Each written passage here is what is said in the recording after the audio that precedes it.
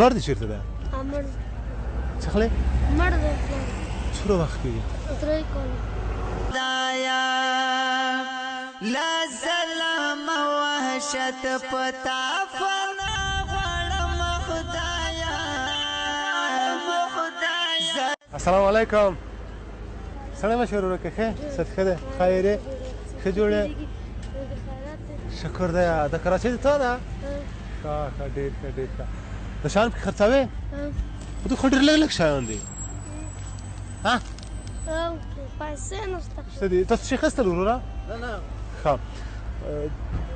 ته دا شیان پکې خرڅوې دا په څو دي؟ دغه په 5 روپۍ. ښه. دا په لاس دا په 15. نام خدای نام خدای نام خدای. په کور کې څو نفره یې؟ موږ 15 نفره. څوک و څوک؟ یوه مې مور ده ښه. او درې مې خورانه دي. ته لږ دغه خواته راشه. یو ته یې او هغه په مشر ورور نه لرې؟ نه. ته کار کړې؟ کور هم کرایي دی؟ په څو کرایه ورکوې؟ 10 روپۍ. 1000 روپۍ. دا په څو ورکوې د انرژي؟ دا په 30. ما ولیدلې ما چې سهار یوه انرژي درڅه واخلم په 30 روپۍ. ما ته یې په څو ورکوې؟ دا ته په 100. پلار دې چېرته دی؟ مړ. څه خلې؟ مړ دی پلار. غړم خدایا زستا دې بندګانو ته دعا غړم خدایا. د 3 کاله ته کار کوې؟ د نر ځای د نر. نو د کراچۍ چې ډاکه کې څنګه ښه به شي که نه؟ چې دا کم بیا کارم لږ سم کوم. اوس د ورځې څومره کار کوې؟ اوس خالي دا کله 2 سوه کله 1.5 کله 100 کله 80. چې ډاکه شي بیا به څومره کار کوې؟ بیا چې ډاکه شي 700 800 روپۍ کار کوې. په څو روپۍ ډاکېږي؟ دا چې ډاکه شي په 15 15 زره. او هغه کور کې مریضان څوک نه لرې؟ یوه وړه خور مې شته ټکاله نشي خوړی. نو هغه ولې ډاکټر ته نه ورولې؟ نشته پیسې که نه چې واده ولم. هغه څو روپۍ لګي؟ هغه ډېرې لګي. دا MRI پاپې کانګې ماړه نشته. ډېر د نر ځای پوهېږې ته دره کاکا وړکه یې د تا غوندې غیرتي خلک بیخي کم دي.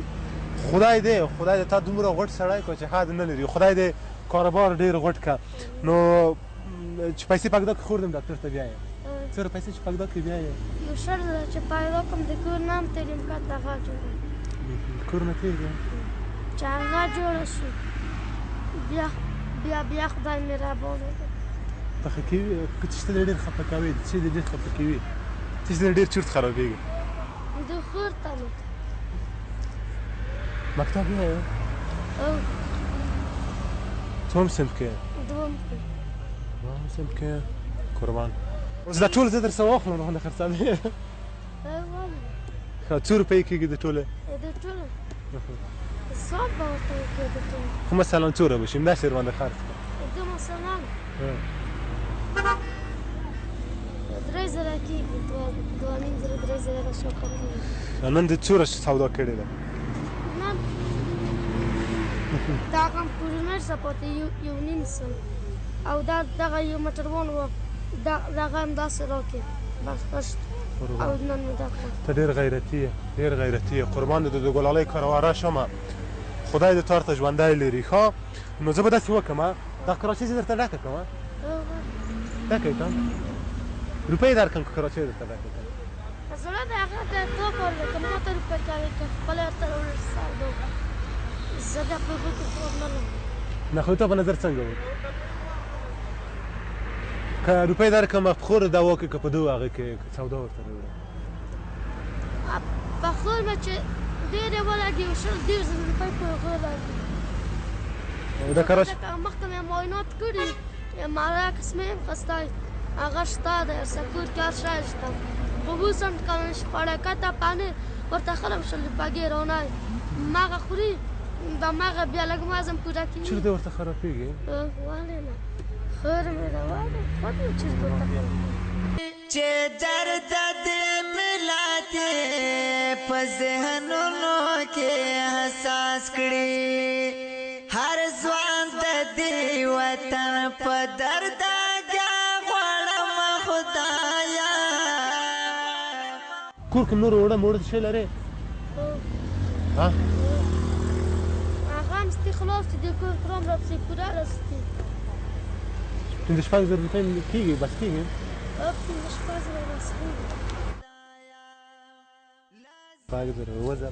8,000 روپۍ دا 8,000 روپۍ واخله په د کور سودا واخله سودا راوړم صحیح شوله همدا اوس یې درته راوړم دانا عقلمند سړی په دغې خاورې لوی کړه دې واده تروش په بلا رڼا غواړم خدایا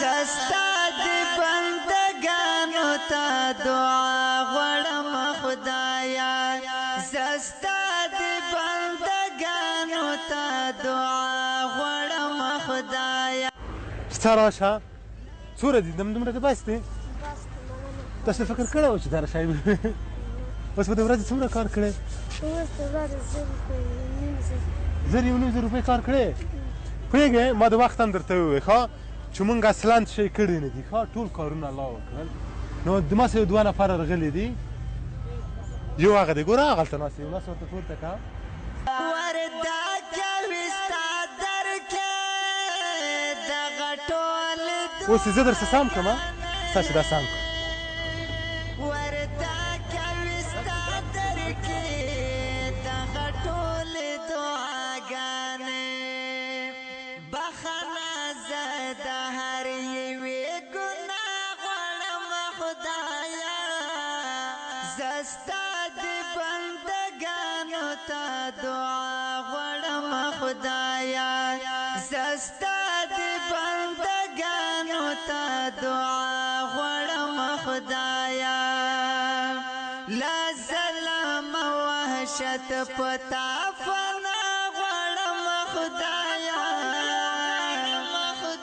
زه ستا د بندګانو ته دعا غواړم خدایا زه ستا د بندګانو دوستان الحمدلله د ایمل دپاره د کاروبار زمینه برابره شوه ایمل ډېر غیرتي هلک دی د خپل کار کړی زحمت یې ایستلی دی مونږ هېڅ هم نه دی کړي هېڅ ټول کارونه الله کړي مونږ عاجز بندګان یو فقط وسیله شو مونږ د یوه پوسترسان وظیفه لرو فقط راځو هغه شی رسوو خبره خلاصه دا ډېر غیرتي هلک دی د کور مشر دی او په ټول کور کې دی پلار یې هم په حق رسېدلی دی خدای راځي دلته کار کړی دی د په ټوله غرفه کې ډېره کمه سودا وه ایمل جانه اوس څنګه دی کاروبار دی انشاءالله وروسته دی نه ښه کېږي هغه اوس ښه کېږي تاسو که په سوپر مارکېټونو کې سودا کړی یو پیسهدار سړی د به هم پیسې ځي راځئ د دې خلکو نه یو شی واخلئ حداقل لږ قیمته یې واخلئ خدای پاک به یې تاسو په مال او کسب کې هم برکت واچوي مسکا دې پر مونږ حق ده وطنداره او په مال کسب او ټولو شیانو کې د برکت د ما دپاره امر خدمت شته